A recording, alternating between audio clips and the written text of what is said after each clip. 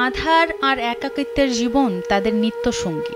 সমাজ থেকে প্রায় বিচ্ছিন্ন হয়ে মানবেতর জীবনযাপন করছে ৩ প্রজন্মের ১২ সদস্যের এই পরিবার। তাদের দুর্ভাগ্যের কারণ শরীরের বড় বড় অস্বাভাবিক ও ঘন লোম। অথচ এই বিরল শারীরিক বৈশিষ্ট্যের আড়ালে চাপা পড়ে আছে সীমাহীন দারিদ্র্য, অসহায়ত্ব আর সামাজিক বঞ্চনা। সমাজের চোখে তারা যেন মানুষ নন, শুধুমাত্র কৌতূহলের বস্তু। স্থানীয়দের কাছে তারা লোম মানব বা দাড়িওয়ালা মানব নামে পরিচিত, যেটা তাদের প্রতি কৌতূহল ও বিদ্রুপের বহিঃপ্রকাশ।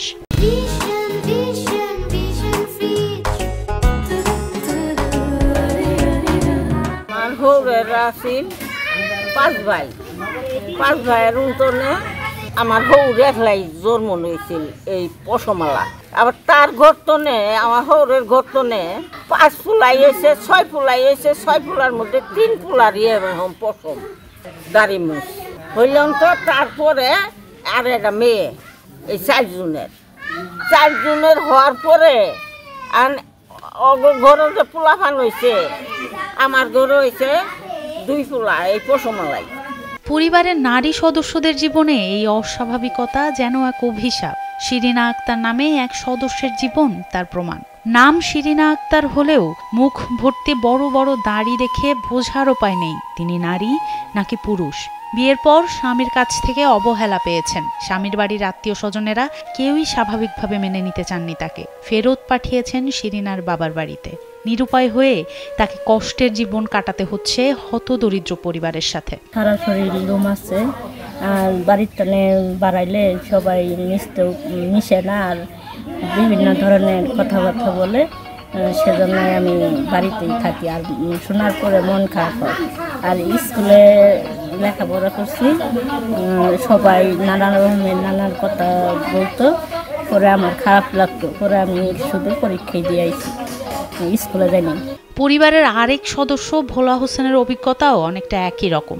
বাইরে কোনো কাজে গেলেই সবাই তাদের এড়িয়ে চলে, পাশে দাঁড়াতেও দেয় না। জন্মলগ্ন থেকে বয়ে চলা এই বিশেষ শারীরিক বৈশিষ্ট্যের কারণে তাদের দৈনন্দিন জীবনে নেমে এসেছে করুণ পরিণতি। কেউ মিশতে চায় না তাদের সাথে, কেউ করে হাসি তামাশা। বিরল এই রোগের কারণে তাকে কেউ কাজেও নিতে চায় না। আমরা 3 ভাই, 3 ভাইয়ের মধ্যে 2 ভাই আমরা এরকম। আর আমার ঘরে 2-3 মেয়ে আর 2 ছেলে এরকম। আঙ্গুরে অবহেলা করে কেউ কাজে নেয় না, আর দূরত্ব রাখে। এইভাবে আঙ্গুরে সংসার এইভাবে চলে। জামালপুরের ইসলামপুর পৌরসভার উত্তর দরিয়াবাদ এলাকার ফকিরপাড়া গ্রামে এই হতদরিদ্র পরিবারটির বসবাস। হতদরিদ্র পরিবারটির প্রতিটি সদস্যের সারা শরীর জুড়ে অস্বাভাবিক ঘন লোম। পরিবারটির নারী পুরুষ উভয়েরই সারা শরীর জুড়ে এই অস্বাভাবিক লোম জন্মগত, এবং সময়ের সঙ্গে সঙ্গে তা আরও ঘন হয়েছে। শারীরিক এই বিরলতা তাদের দৈনন্দিন জীবনে যে প্রভাব ফেলছে তা অমানবিক।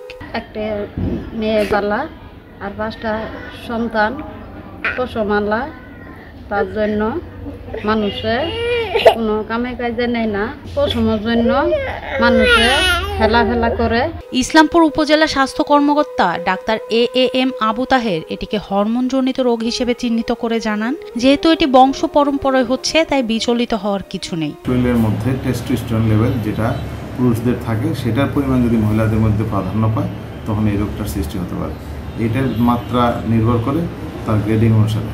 যত গ্রেড বেশি হবে তখন তার মাত্রা অবাঞ্ছিত জায়গায় চুলের গজানো বা লোম গজানোর সংখ্যা প্রাধান্য পাবে, এবং সেটা বেশিরভাগ হয় তার মুখের মধ্যে।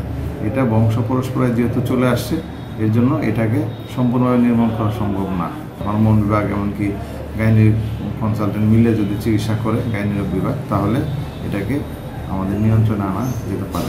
তবে চিকিৎসকের এই আশ্বাসবাণী তাদের সামাজিক বঞ্চনা ঘোচাতে পারেনি। বিরল এই রোগের চিকিৎসা ব্যয়বহুল হওয়ায় সম্ভব হচ্ছে না প্রতিকার। দীর্ঘকাল ধরে এই কষ্ট সয়ে আসা সত্ত্বেও কোনো সামাজিক সংগঠন বা সরকারি দপ্তর তাদের সহায়তায় এগিয়ে আসেনি। আমার এক ছেলে এক মেয়ে।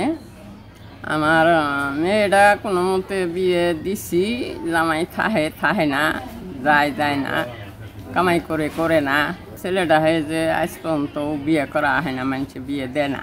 আমার সংসারের মধ্যে আমরা 3 মাস আছি।